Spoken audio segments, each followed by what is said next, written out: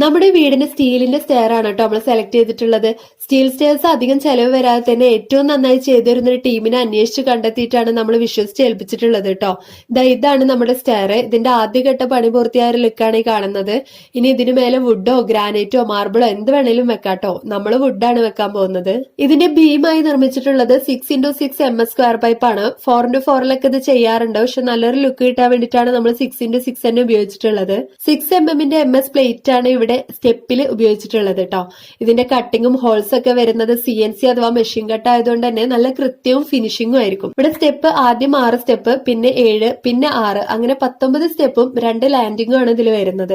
ഈ സ്റ്റെയറിന്റെ ഒരു വർക്കിന്റെ പ്രത്യേകത എന്ന് പറയുന്നത് ഇവർ ആദ്യം ഫുള്ളായി ഓരോ പോയിന്റിലും വെൽഡ് ചെയ്യും, ശേഷം ഗ്രൈൻഡ് ചെയ്യും, അതിനുശേഷം മെറ്റൽ പേസ്റ്റ് ഉപയോഗിക്കും, ശേഷം വീണ്ടും ഗ്രൈൻഡ് ചെയ്യും, അതിനു മുകളിൽ 2 പ്രാവശ്യം എപ്പോക്സി പ്രൈമർ അടിക്കും. ഇത്രയും ഘട്ടങ്ങളിലായി ചെയ്യുന്നത് കൊണ്ടാണ് നമുക്ക് ഇത്ര നല്ലൊരു ഫിനിഷിംഗ് കിട്ടുന്നത് കേട്ടോ.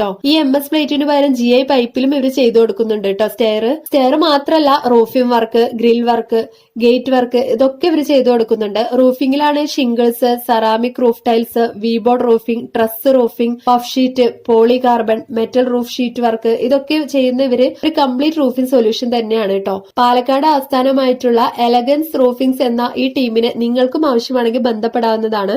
ഇവരെ കോൺടാക്ട് ചെയ്യാവുന്ന നമ്പർ നമ്മൾ താഴെ കൊടുക്കുന്നുണ്ട് കേട്ടോ.